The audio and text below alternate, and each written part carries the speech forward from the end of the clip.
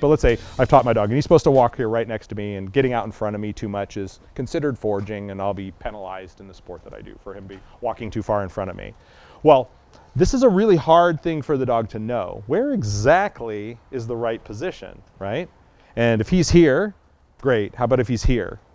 Do you think he knows the difference between those two? Hell no, he's walking along looking at you like, where's my reward? And him being an inch further forward, he has no idea there's any there. He thinks he's healing, right? So I can't correct him for that, right? I can't say, bad dog, back up, because he's just thinking, he thinks he's doing the right thing. And so how do I make him not want to get in front of me? Well, reward placement is the first thing. While I'm in the beginning stage, I may have food in my left hand, I'm walking like this, he's here, and when I say yes to give him a reward, I pop my hand back here like this. So he has to slide back to get it, right? And so where I deliver the reward repeatedly, I do that 500 times, then he wants to stay back here a little bit because he's expecting a reward back there. So it makes him say, like, I'll just hang back here. The drop behind is something we use a lot for sport dogs, but you could use that for pet dog leash walking too, right? So what's a big problem with leash walking? You want to keep your dog back a little bit, right? You don't want them way out in front of you. And so I can teach leash pressure, and they don't have to look at me, and I can kind of keep them here. And then when they're walking, if they're in good position, and I tell them behind, and they jump around behind, and I give them a reward, I'll jump around behind, I can give them a reward here, or they can jump around behind, and when they jump around behind, I turn around in front of them like this, and feed them a couple times, and then I say walk, and we walk again. And they start to hang out back here, because they're expecting to go around on the other side of me. And just by governing where you delivered that reward, or that behavior they installed. So in the early stages, I produce the reward where I want the dog to be. But that means that I have to have the reward in my hand. So what happens later on though is otherwise my dog won't perform unless I have rewards in my hands, and they know when I have rewards in my hands, right? So I'm not walking around in competition with rewards in my hands, certainly. And I don't want to have food in my hand all the time when I'm walking down the street, right? Or whatever that is. So I need to move the reward out of sight. So now the rewards go away. I hide them on my body, I stick them in my pocket, whatever it's going to be. And so there's nothing here. How do I produce a reward in that spot when it's not available to me? I have to get it out. By the time I get it out, the dog's not doing that anymore. It says, hey, you're reaching in your pocket.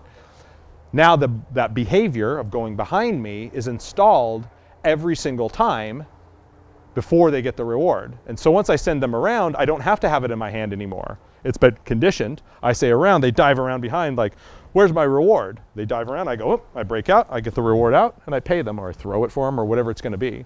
And so now I don't have to produce the primary reward anymore. Why? Right away. Why? Because I have a conditioned reward. The around has become, or the behind has become a conditioned reward, right? And then sometimes I send the dog around behind and don't reward them, and then just say heal again, and we start healing. Like I do this in competition all the time. Like, so I do it in training too, so the only time it happens is not in a competition.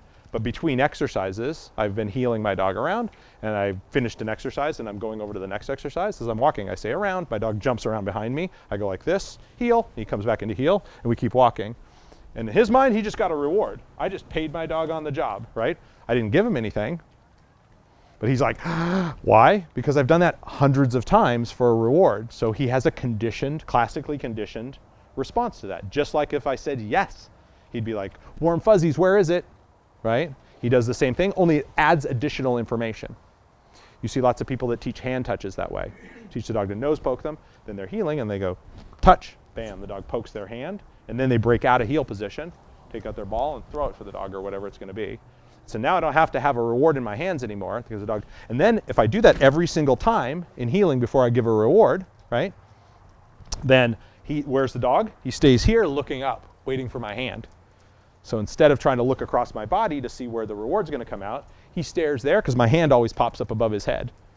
And so now he's not looking for the reward, he's waiting for my hand. Come on, hand, come on, hand, come on, hand, come on, hand. And so he keeps his head in a better position. He doesn't do this and get across or walk crooked. There's all kinds of little micro manipulations we can do. The idea here, though, is no matter what you're teaching your dog to do, if you're teaching a sport or a pet dog or anything like that, you can create a behavior cue that also becomes a reward for the dog if you reinforce it enough times through classical conditioning, right?